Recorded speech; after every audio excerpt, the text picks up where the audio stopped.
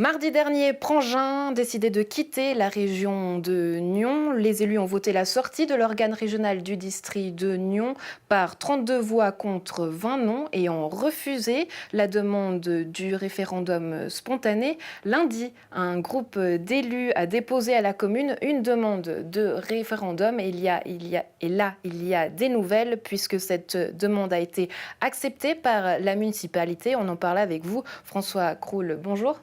Bonjour madame.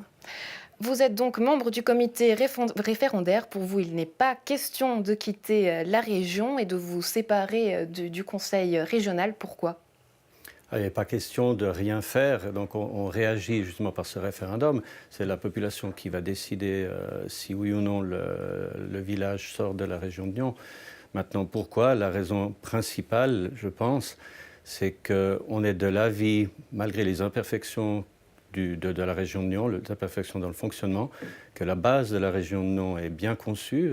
Elle s'appuie sur des lois, sur une constitution vaudoise, sur des lois cantonales claires, et que le fonctionnement n'est pas optimal, par contre, mais qui peut être réformé ou modifié ou ajusté de l'intérieur. Alors que nos opposants, ou plutôt les personnes, les groupes qui ont décidé du contraire, donc de voter la sortie de la région de Nyon, sont d'avis que ce n'est pas réformable de l'intérieur. Ça, c'est notre divergence principale. On va y revenir petit à petit. Donc la nouvelle, c'est que hier, vous avez obtenu l'aval de la municipalité. Vous avez déjà commencé les récoltes des signatures et ça se présente plutôt bien.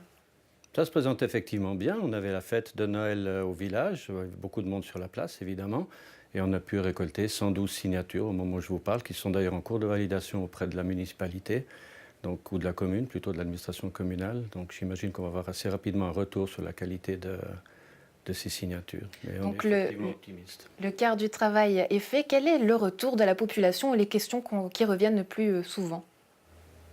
Alors, les questions qui reviennent le plus souvent, la question qui revient le plus souvent, c'est « mais pourquoi sortir de la région ?» Donc, je dirais, en tout cas en ce qui me concerne, on était 5 ou 6 hier à collecter des signatures.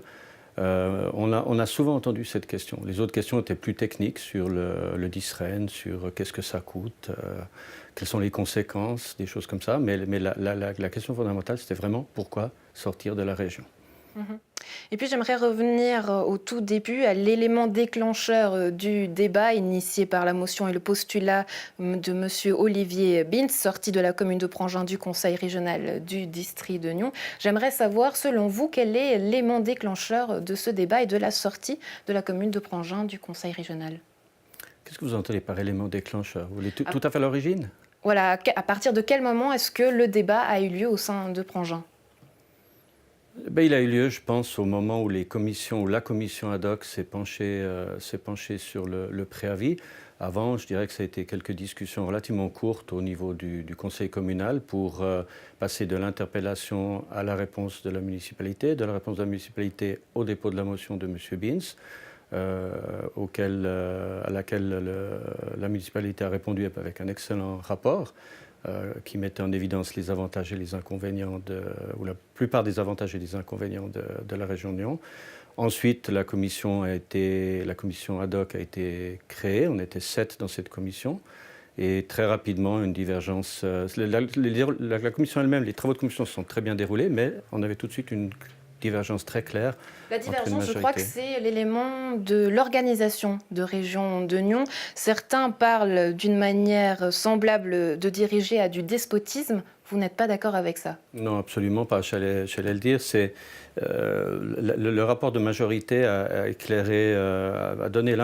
voulu donner l'impression que la région de Nyon s'appuie sur un socle légal instable, que les choses ne se déroulent pas de manière normale, que le comité de direction prend des libertés qu'il n'a pas le droit de prendre, et j'en passe. Donc il y avait beaucoup de choses qu'on a considérées comme des contre-vérités qui, de notre point de vue précisément, ont un peu pollué le débat, notamment aussi lors de la séance du 4 décembre, où il a fallu intervenir à plusieurs reprises simplement pour démonter ces contre-vérités et puis mettre en évidence que, par exemple, dans le cas du plan directeur intercommunal, ce n'était pas le conseil régional qui allait prendre la décision de faire ce plan ou pas, c'était les conseils communaux, les 9 conseils communaux et les 9 municipalités, et personne d'autre qui allait décider de ça.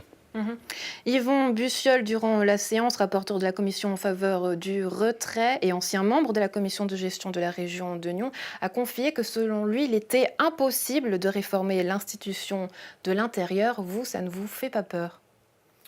Ça ne me fait pas peur. Alors, ça ne va pas être à moi de le faire, ni d'ailleurs au comité référendaire, bien que j'imagine que parmi les bonnes volontés de Prangin, il y aura des gens qui auront envie d'y participer ou de participer à essayer ou pas essayer, à arriver à rediriger ou à donner une impulsion, les impulsions nécessaires pour que... Mais aujourd'hui, cette impulsion, elle est nécessaire et fondamentale pour que Région de Nyon puisse continuer à exister, selon vous? Elle se fera avec nous, sans nous. Ces impulsions, on les voit déjà, et c'est ce que j'allais dire. Les opposants à la région de Nyon ont souvent dit que ce n'était pas réformable de l'intérieur. On constate, notamment depuis 2015, que la région a bien évolué, autant dans sa gouvernance que, par exemple, avec la mise en place du DISREN. Donc, et elle évolue, elle fonctionne, elle avance qu'à un cas, je dirais, notamment, et c'est un point qu'on avait relevé dans le rapport de minorité, notamment grâce à la passivité du conseil intercommunal. Et une de nos analyses, c'est de dire que le système fonctionne très bien, il fonctionnerait beaucoup mieux si, au pouvoir du comité de direction, s'appliquait un véritable contre-pouvoir du conseil intercommunal, comme c'est prévu d'ailleurs dans les statuts. Et ce n'est pas le cas. Et selon vous, quels sont les avantages directs des habitants pranginois? Quels bénéfices ils ont finalement de faire partie de la région de Nyon? C'est très compliqué à expliquer et il nous faudrait une bonne heure pour le faire. Mais brièvement, à côté du simple fait d'être solidaire de la région, de reconnaître qu'on dort à Prangin, qu'on y habite, mais que c'est dans notre région qu'on vit et que de par ce simple fait, ça paraît assez évident de faire partie d'une organisation qui gère justement, ou qui coordonne plutôt tous ces développements régionaux. À côté de ça, les avantages d'être dans la région de Nyon sont multiples. Ils sont au niveau des fonctionnements, ou plutôt des supports que donne le conseil régional à travers ses compétences. Donc c'est un centre de compétences que chaque commune ne peut pas s'offrir.